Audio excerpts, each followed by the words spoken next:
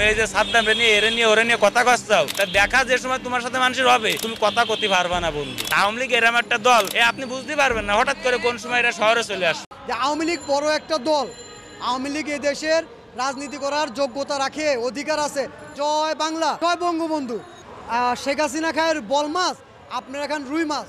Sir Sheikh Hasina London চলে যাবে, আপনারা যেতে পারবেন না স্যার। তখন পুলিশ আমাকে থানা থেকে এসে নিয়ে যাওয়ার ভয় পর্যন্ত দেখাইছে।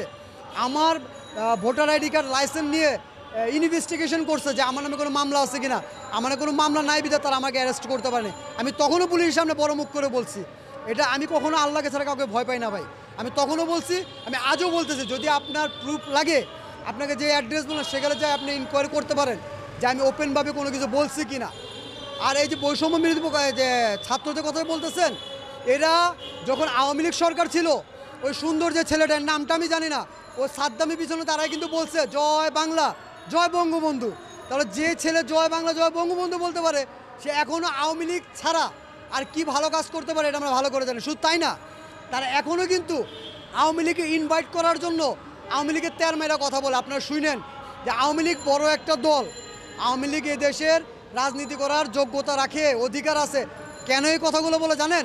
তারা যে এই দুর্নীতিগুলো করতেছে, তারা যে টাকার পাহাড়গুলো বানাইতেছে সামনে যাতে তারা পালায় যাইতে পারে, সেই কারণে যাতে আবার শেখ হাসিনাকে এটা বসায়া তার সাথে কম্পেয়ার করে তাকে মুসলেখা দিয়ে বসায়া যাতে তারা চলে যেতে পারে, এই রাস্তা তারা খোলা রাখতেছে। আপনি তাহলে এটা বুঝতেছেন না ভাইজান? কারণ এখনও তারা আওয়ামী লীগের গুণ গায়, অথচ আওয়ামী লীগকে বিদায় করার জন্য তারা মেধার কোঠা নামে ইস্যুতে রাস্তা নামছিল। বুঝতে পারছেন? তারা আওয়ামী লীগের সুনাম এই কারণে করে যে আওয়ামী লীগই একমাত্র দল যে দল দুর্নীতি, অপকর্ম, খুন গুম এগুলাকে মাইনা নিয়া যে কোনো কাউকে দেশ থেকে পালা যেতে সহযোগিতা করবে। আমি সর্বপ্রথম এটা বলতে চাই যে যারা দেশকে ভালোবাসে, যারা দেশের জন্য রাস্তার ভিতর জীবন দিছে, কয়জন আগে আহত হয়েছে তাদের লিস্ট করতে বলেন, আগে তাদের লিস্ট করে আগে এখানে আনতে বলেন। এখনও অনেক মানুষ আছে যাদেরকে ব্র্যাক থেকে তাদের কৃত্রিম পা দেওয়া হচ্ছে, কিন্তু সরকারি পক্ষ থেকে তাদেরকে 2 টাকার অনুদান দেওয়া হয়নি। আপনি যান পঙ্গুতে, আরে ভাই 25 লাখ টাকা কোত্থেকে দেবো? ওর বাপদাদা জীবনে চোখে দেখছে 25 লাখ টাকা? আমি তো বলতেছি আপনাকে 25 লাখ টাকা ওর বাপদাদা চোখে দেখছে জীবনে। 10,000 টাকাও তো আজ পর্যন্ত কামাই করে নেই এই উপদেষ্টারা, ওই যোগ্যতা এদের পর্যন্ত হয় নাই। আপনি এত টাকা বলে হ্যাঁ টাকা দিবে কোথায় শুনবেন? আপনার আমাদের পকেট থেকে টাকা নিয়ে 2-4-10 জনকে আপনাদের মিডিয়ার সামনে ফ্লাশ করে দেখবে এই যে দিলাম অথবা আমি মুক্ত। আসবে টাকা 1,000 কোটি, দিবে মাত্র 50 কোটি, দিয়ে বলবে বাকি টাকা আমরা খাইলাম। সেই টাকা তো আপনার পকেট থেকেও যাবে ভাই। আপনি যখন বাজারে যান, আলু কি আপনি 20 টাকা করে কিনেন? পেঁয়াজ কি আপনি 30 টাকা করে কিনেন? টাকাটা আপনার পকেট থেকে যাবে, আমার পকেট থেকে যাবে। এখনও সময় আছে। আমি ছাত্র ভাইদেরকে বলবো, যাদের হারাইছেন তাদের তো হারাইছেন, সামনে আরও মানুষ হারাবেন যদি কিনা এই উপদেষ্টাদের বাইরে আপনারা না নামান এই সিট থেকে। আর সাধারণ জনগণদের বলবো, যদি আপনারা এখনও রাস্তা নেমে এর প্রতিবাদ না করেন, সামনে আপনারা আরও মরবেন। এর আগে তো মরছে যতগুলো আমি নিজের চোখে দেখছি, আরও দেখবেন। প্রবাসী ভাইদের বলবো, বিদেশ থেকে টাকা কামান, রক্ত ঘাম ঝরায়া চিন্তা করেন না দেশের ভিতর লাগেজ নিয়ে আসতে পারবেন না। ওই সিচুয়েশনে এরা তৈরি করতেছে। যেমন রেমিটেন্স বন্ধ করে দিচ্ছেন, আবার রেমিটেন্স বন্ধ করে দেন, যে যতদিন পর্যন্ত এই উপদেষ্টারা থাকবে, এই মূর্খ অপদার্থরা থাকবে, আমরা দেশে টাকা পাঠাবো না। কেননা এদের এখনও যোগ্যতাই হয় নাই, যাদের লেখাপড়ায় শেষ করে নাই, যারা এখনও রিডিংভাবে ইংলিশও বলতে পারে না, যাদের স্পেলিং ভাঙতে গেলে এখনও কলম ভাঙবে। আরে ভাই এরা তো পেন্সিলের যোগ্য, এদেরকে কলম দিছে কোন হিসাবে? যাদেরকে পেন্সিল দিয়ে লেখা আগে ক্লিয়ার করা দরকার, তাদের হাতে যদি ডক্টর ইউনূস স্যার কলম ধরা দেয়, তাদের লেখার রিডিং কখনো ভালো হবে না, তাদের কখনোই স্পেলিং ভালো হবে না। অতএব এরা স্পেলিংই বলতে পারে না। ওই যে মাঝে মাঝে ফরেনদের সাথে কথা আই উই হাঁ হু, ওই হাঁ হু করতে করতেই তো মানুষের 5 মিনিট চলে যায়। এটা কিসে শিক্ষিত? আমরা তো দেখি ভিডিওতে যখন কার সাথে টকিং করে তখন তাদের কথা তো শুনি হ্যাঁ ভাই হু। এর চেয়ে তো একটা 3 ক্লাসের স্টুডেন্ট ভালো রিডিং বলতে পারে। সো যাদের হাতে কলম দরকার তাদেরকে কলম দিন, যাদের হাতে পেন্সিল দরকার তাদেরকে পেন্সিল দিন। পেন্সিলের জায়গায় আমার পরিচয়, আমি সাধারণ একজন জনগণ, এবং বিগত বৈষম্য বিরোধী আন্দোলনের প্রথম থেকে নিয়ে শেষ পর্যন্ত আমি প্রতিটা আন্দোলনে অ্যাটেন্ড করছি, এবং কি সাধারণ যারা গার্জেন ছিল তারাও এদের সাথে অ্যাটেন্ড করে। আমি তাদের মধ্যে একজন। আমি বলতে চাই যে আমি অত্যাচারী সহ্য না করতে পেরে যেমন রাস্তায় নামছি, আমি আজও দেখতেছি ওই অত্যাচারী হচ্ছে।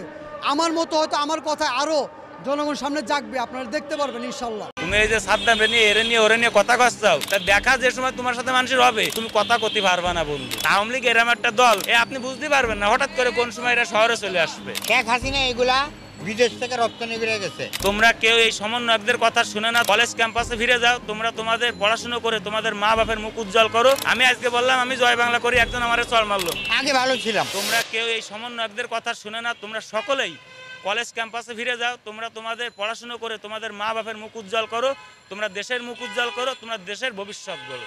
তোমরা সারজিরুল আলম আর হাসানাত আব্দুল্লাহ এই যে এখন দেখা না দিয়ে বন্ধু কথা কইও না, তা দেখা যে সময় তোমার সাথে মানুষের হবে তুমি কথা কতি পারবা না বন্ধু।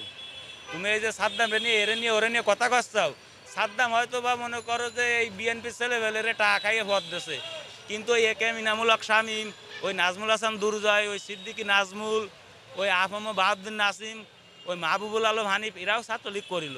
এই আমলের লোকজনও অনেক আছে। আর আওয়ামী লীগ এরম একটা দল, আপনি বুঝতে পারবেন না হঠাৎ করে কোন সময় এরা শহরে চলে আসবে, কোন সময় শহরে ঢুকবে আপনি বুঝতেও পারবেন না, আটকানোর কোনো সুযোগ থাকবে না। আমি আজকে বললাম আমি জয় বাংলা করি, একজন আমার চল মারলো। আমি বললাম আমি বিএনপি করি, একজন আমার মারলো।